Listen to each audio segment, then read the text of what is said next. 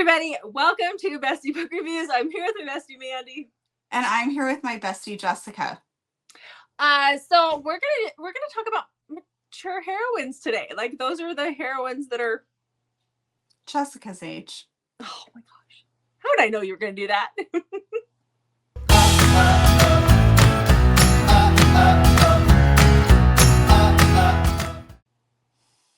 So that is what we have for you guys in this video.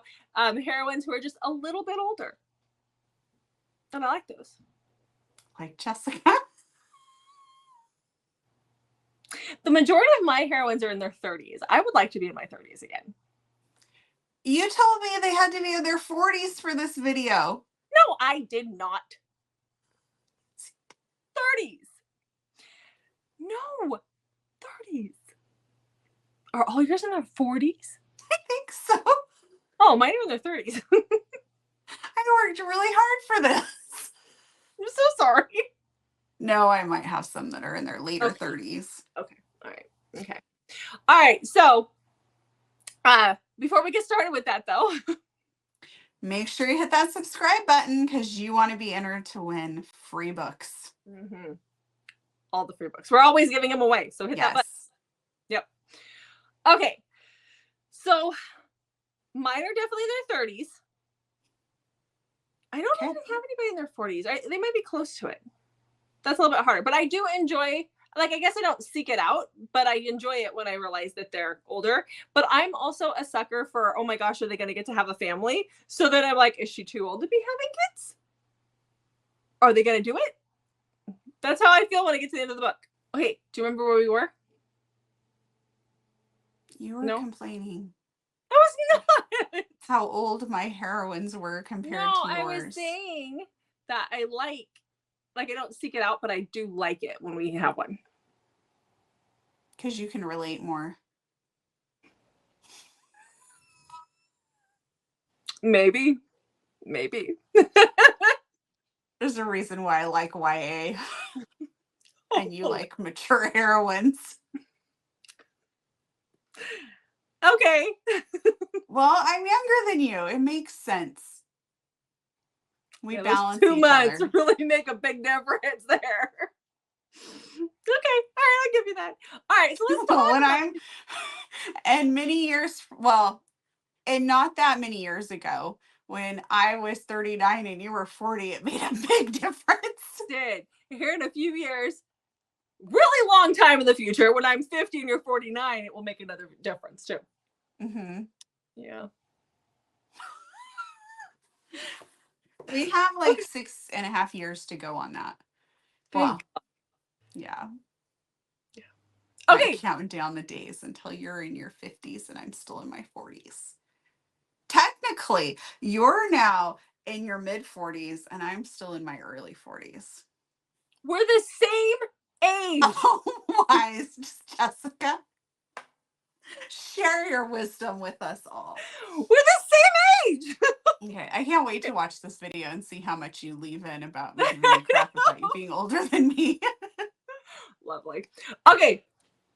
Well, let's talk about some older hair. No wonder you let my hair do wild things during the video and never say anything. I told you I can't see them because I don't have my glasses on, which was a problem. Been a problem since I was in my 20s. Okay, thank you. I don't know why you're laughing, miss. I couldn't see and I let my bestie walk me into a tree. Yeah, but that was when we were teenagers. Yeah. You can't see now. It's because you're getting older. No, that's when you have to have reading glasses. I don't have to have reading glasses. Okay. Yeah. My eye doctor says my eyes are very young. The fact that he has to tell me that. Okay. We really need to move on. Back to the books. Okay. All right. Easily distracted. That's us. Okay. Ready? I'll tell you about my first book. So my first book is a J.T. Geisinger book. I think a lot of her heroines are older.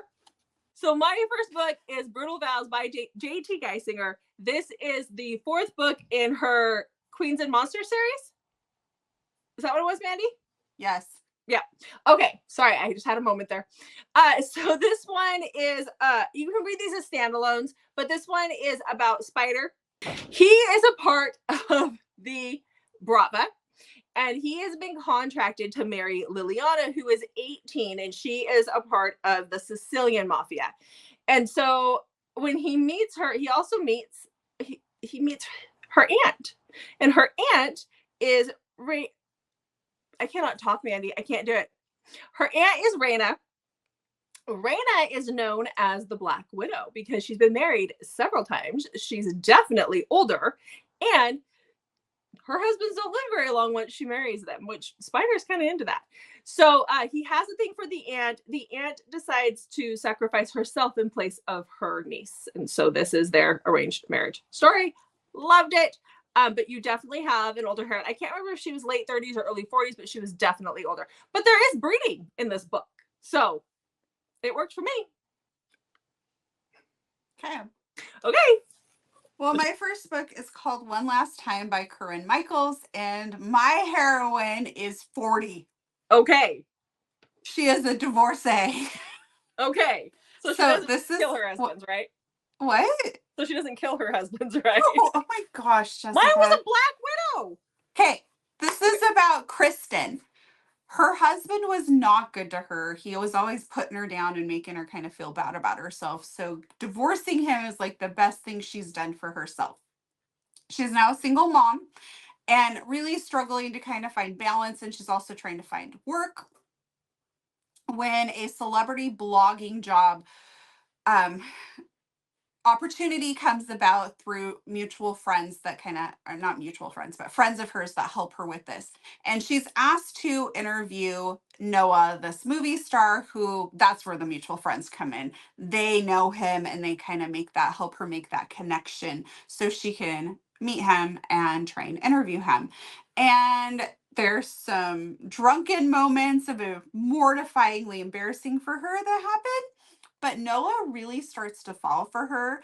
And it's really good. I love it when the guy falls first and pursues. Oh, thank you. You're welcome. And so this was I really enjoyed this one. Okay. And I mean, he's okay with the fact that she's got some baggage and kids and things like that. Yeah. All right. So my next one is Devney Perry. And Devney Perry actually has quite a few heroines who are older if you read any of Devney Perry's books, but we're going to talk about Letters to Molly. This one is the second book in her Mason Jar series, but it can be read as a standalone. I actually read this second one and then went back and read the first one. So this is about Molly and Finn. So Molly and Finn have been together since they were college age, fresh out of high school, college age. And they got married young. They had kids young. They have a son and a daughter. And now we fast forwarded, the kids are pushing that, just about to leave the house kind of age.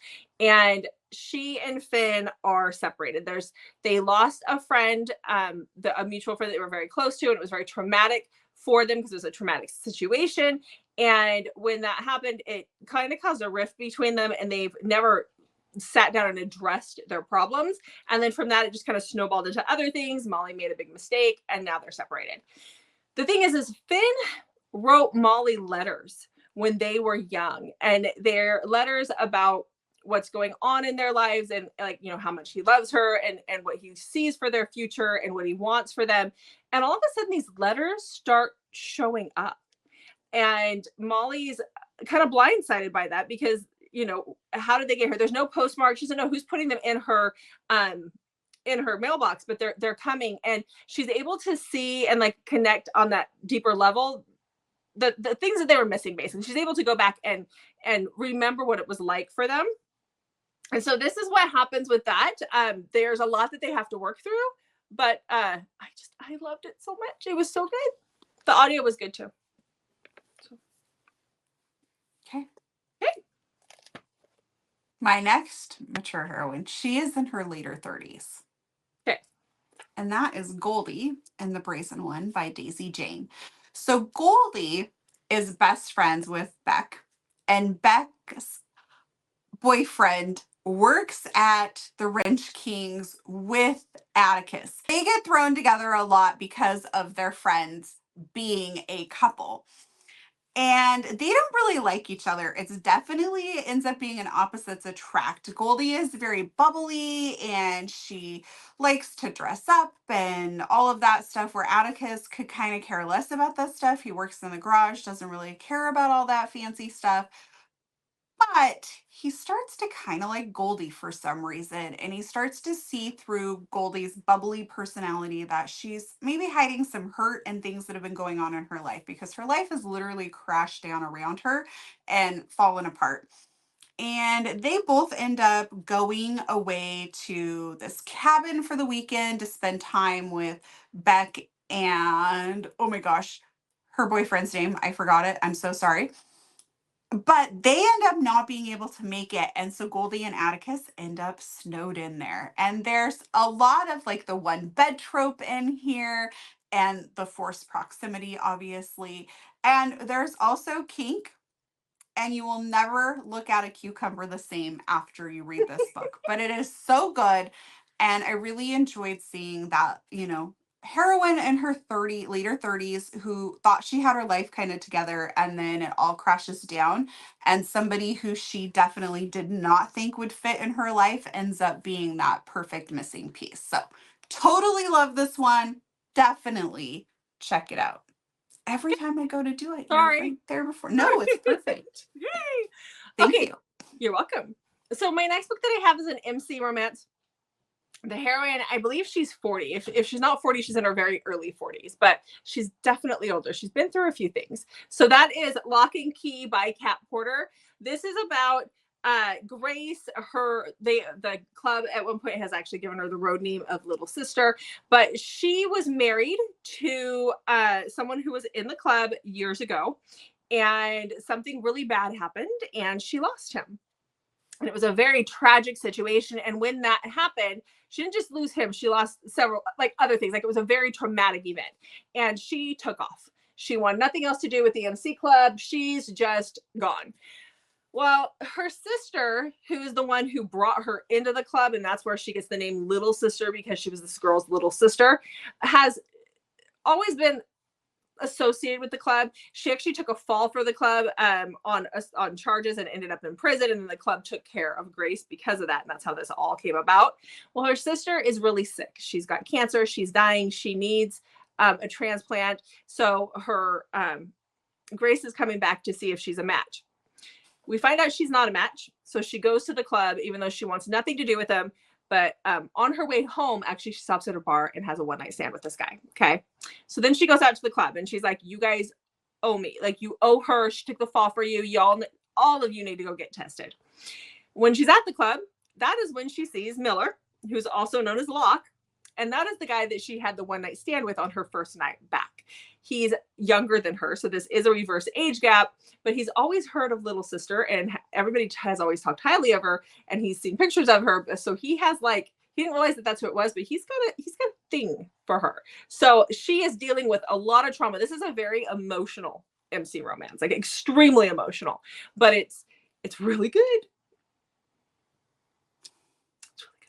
I need to continue on. Like, it does continue on with their story. This one ends in a happily for now, and it does continue on. I just haven't done that yet. So, yeah, we'll get with it. Oh, sorry. All right. Okay. All right. What do you got? Okay. Well, my next heroine is 40. So, my heroine is from The Forbidden Man by Karina Hall. And like I said, she is 40. This is Talia.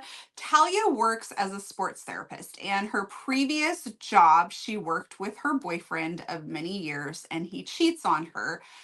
And so she ends up breaking up with him, and she just can't stand to face him at work every day. So she quits her job, which leaves her in the desperate position of needing to find a new job. So when she lands that new job, she's very protective of it. She does not want to lose this position as a sports therapist with this new team. So that means she's going to follow all the rules, not have any drama here. And she's definitely not wanting any sort of relationships because she doesn't want to go through that again. Like, when they broke up, she lost basically everything. She had to move because she had to relocate for this new job. And, it was it was hard on her. So now we have her working as a sports therapist, and we have Alejo, who is I think he's 22, and he is the star soccer player. It's football because it's in Europe, but we would call it soccer. And he is very charming, and she is finding him hard to resist, and he is persistent as well. So we have sports, we have forced proximity, and we have a reverse age gap, and we have like that forbidden love taboo type thing because she can't be with him. So that makes for a great story. Sounds like it. And definitely makes him the forbidden man. Okay, so my next heroine is in her 40s as well. She's got a daughter. I can relate. I think the daughter's like 14 or 15, and I was like, oh yeah. Been there, done that. I wish she was 13. All right, doing it right now. You're still doing that. I'm still doing it. I've done it before. I'm doing it again. Daughters, they're great when they're little, and then when they become teenagers, it's fun. Okay, so this is Lost in Kakadu. This is by Kindle Talbot.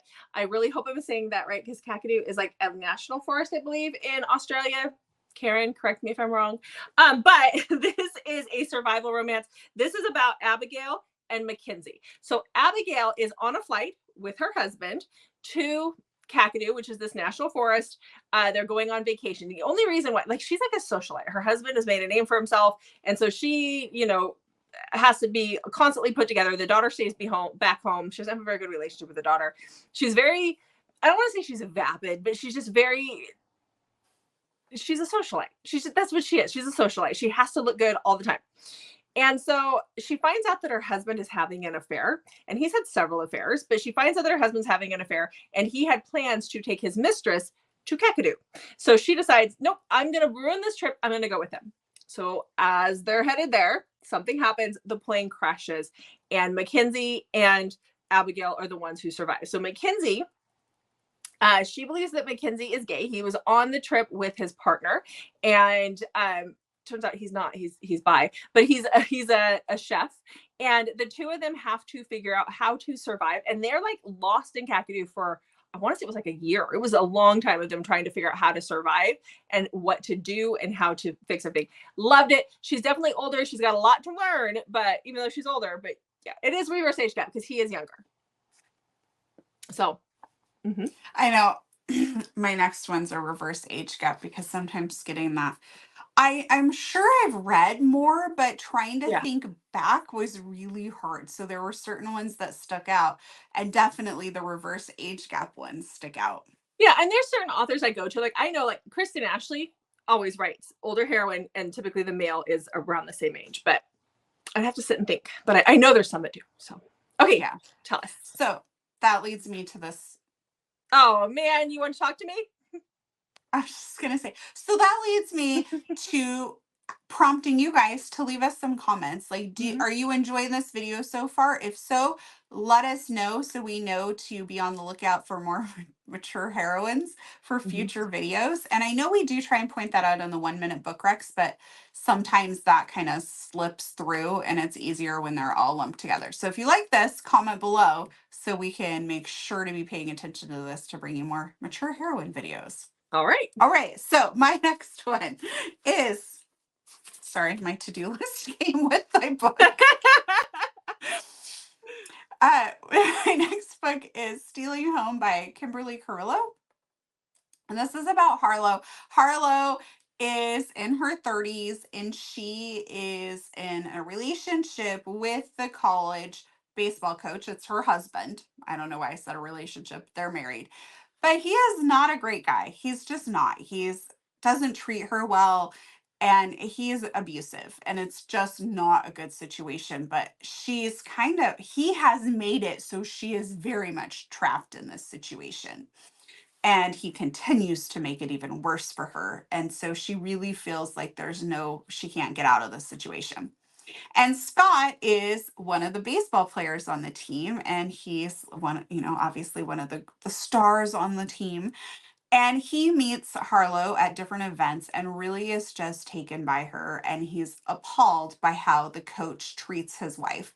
And he doesn't like it. And so he is becoming very friendly with Harlow, but kind of in the he has intentions towards her and he wants to get her out of this situation and kind of be her savior. He is very much a cinnamon roll hero in this story and really comes through for Harlow when she needs him. So definitely a great one to check out if you like that reverse age gap, because she is obviously older than him, and it does have that taboo aspect because it's the coach's wife. Mm-hmm. Yeah. All right. So don't usually see that one. It's usually like the coach's daughter. I was gonna say, typically we get the coach's daughter, but yeah, that's different.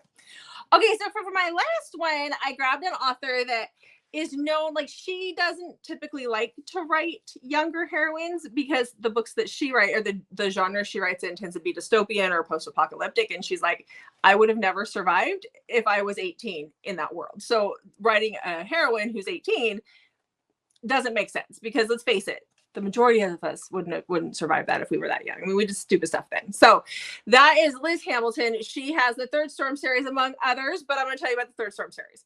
So with this one, when it starts out, our heroine, I believe Rowan is like 29-ish, and then this goes over a course of several years, so then you get her into her 30s. And this is her youngest heroine out of all of them. The rest of her other books have them older. But this is about Rowan, and she has full custody. It's the end of the world.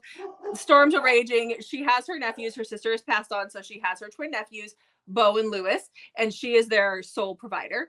And these storms are like flooding and ruining Earth. And she's told by her ex-fiance to get on this ship. He's in the military. He sends her to this port to get on the ship, and that is where like everybody's going to be safe, is on these ships. But you have to have clearance. You have to be able, like, you have to have the pass to get on. The person that she's going in place of another person, a woman who was in the military who's died, who had 2 sons and a husband. So she has to pretend to be this person. And so along the way, as they're trying to get to the ship, they come across a guy who's in a ditch, and he is he's passed out. He's injured, and he's laying in the ditch, and her nephews won't let her go, like, continue on without the guy. So they have to take him with them. And when they get to the port, they ask her who it is. She says, this is my husband. And this leads them to being alone in this cabin on this ship for a very long time, having to pretend to be husband and wife so that they don't get kicked off the ship. So this is a 3-book series. It is awesome. I loved this series. There's so much more to it than that, but it is post-apocalyptic. And I just love, it's that whole forced proximity. Like, they have to be together. And I loved it. I love it so much. Okay. What was your last? Okay. My last one is called Who's Your Daddy? By Lauren Rowe. Okay. Okay. So this is about Marnie. Marnie is in her late 30s, maybe early 40s, but I have written in my notes late 30s. But anyway, so I believe it's late 30s. And she is a single mom, and she's out to kind of have a fling for right now while she's looking for Mr. Right to settle down with. And she's out at Captain's. And if you've read any of Lauren Rowe's books before, you probably know what Captain's is. And she's at Captain's when she meets this really nice looking guy. He's quite a bit younger than her, but she's not too concerned about that. He's a very successful lawyer. So they go and have a one-night stand. And then during their one-night stand, they really have connected, and they're starting to lay out some groundwork for how they can continue to have one-night stands together with no strings attached. And the next morning, Marnie's walking around his apartment while he's taking a shower, I think. And she notices a photograph and realizes that Max's dad is her ex-boyfriend. And he's her ex-boyfriend because while they were dating, she found out he was still married and was not getting, like, they weren't getting divorced. He was full on married and living the life. Now, this was his additional marriage, so it's not Max's mom that he was cheating on with her. It's like a second or even third marriage. And so she kind of freaks and bolts out of there. And then we time jump to about a year later when the two of them are forced together for many, many different reasons. And it is quite interesting to see how all of that plays out. So, really enjoyed this one. I loved the even though it's a very small part in the book, I just loved being back in the captain's world there Mhm. at the bar.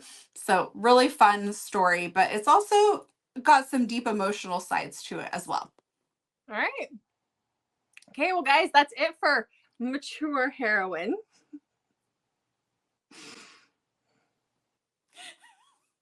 Make sure you check back on Mondays, Thursdays, and Saturdays for new videos from us, and also hit that notification button so you know when we're dropping extra videos. All right, guys, thanks for watching. We'll see you in the next video.